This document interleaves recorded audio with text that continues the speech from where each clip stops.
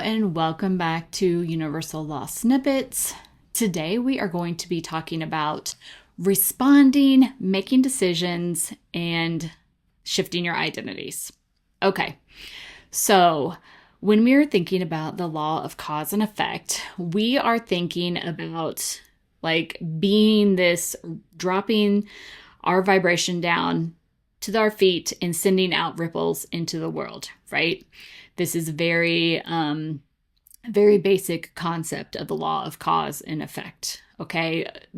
When we talk about effects, we're talking about causes that can reach back eons. This rock fell down from here and caused this to go here and shift this here. So this person had to go around the rock. It's like in that movie, A Bug's Life, where, all the little ants are marching along and then a twig falls down and everybody's like, what's going on? And then he's like, no, it's okay. Just go around the leaf.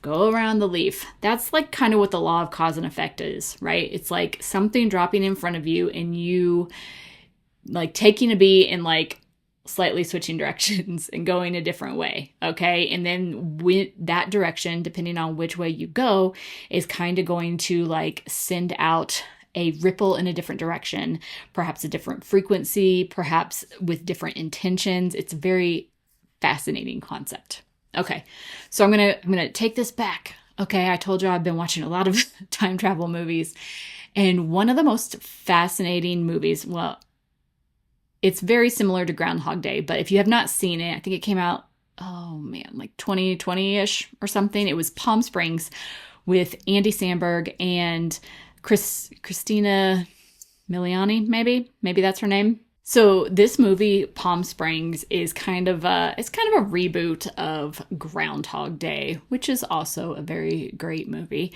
And in this movie, Andy Samberg and Christina Miliani find themselves in this time loop. And there is a point in the movie later on, I'm not going to spoil it or anything, but there's a point later on where one of them says to the other, hey, it doesn't, everything resets the next day, but it doesn't change the fact that our actions have consequences and pain is a really real thing. So you can't just go along, just doing whatever, because you're going to feel it. Your body is going to feel the pain. And it made me really think about how this movie, we focus on these two characters who are stuck in this loop and they're, messing around, goofing around, all that stuff. But when you think about it, especially towards the end, when another character comes in and they meet a different version of those two characters, all of those times that those characters found themselves in this new day, they were going about and they were literally, they were living the same day. It was the same day for them, but they were causing all of these ripples out into the world and shifting everyone else's reality on that timeline. And when you think about that, that is, well, in their case, kind of horrifying, but also kind of really, it's very interesting to think that how we respond to something that comes up to us and how we choose to make a decision or even choose not to make the decision is going to ripple out, and it's almost going to shift our identity. Okay, so in this previous scene that I was talking about where they had this conversation, he said, the pain is real and everything, and what you do has consequences. And it triggered something in her to where she was like, oh my gosh, I can't do this anymore. And it shifted her identity.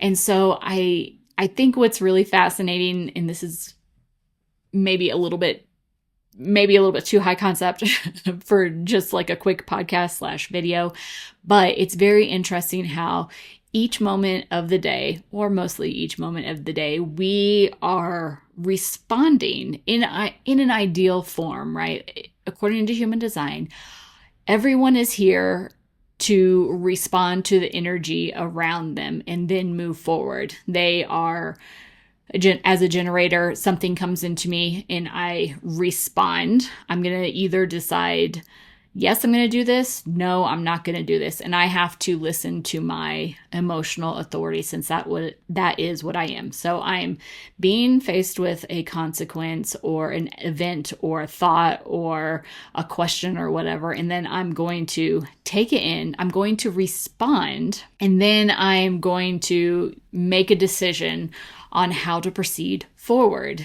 And whatever decision I make will either solidify the identity that I am trying to become, or it's going to solidify the identity of where I was at this moment of time. Like either this version of me that is going forward and is like, I'm going to go out there and, I don't know, attract $300 million or something, or it's going to solidify this version of me that's like, oh no, I think I just want to like hang out today and sit around and knit and listen to my audiobook.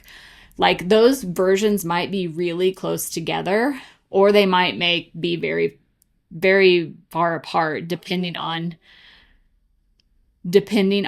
the decision I make and whether or not that is in alignment for me. Again, this is just another one of those like crazy thoughts to like think about and contemplate, but I think it's also a really good illustration about how deep and complex and infinite these laws can be thought about if you just kind of really like apply them to any situation. I kind of love that. That's one of the things I love about the laws personally, is that even though they are very simplistic and you can be like this, and this, and this, right? And this is how I understand them. Even like, 10 years later, after I have discovered the law of attraction, I'm like, whoa, look at how deep I can go here, and look at the rabbit hole I can go down here. It's a very fascinating thing. So take that what you will, but I think that if we start becoming hyper aware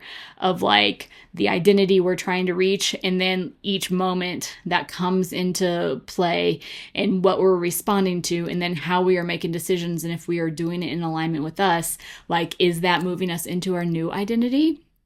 Or is that keeping us in our old identity with like old patterns that might not be serving us anymore? Okay, so just some food for thought, right? Something to chew on. And I will catch you guys later. Bye.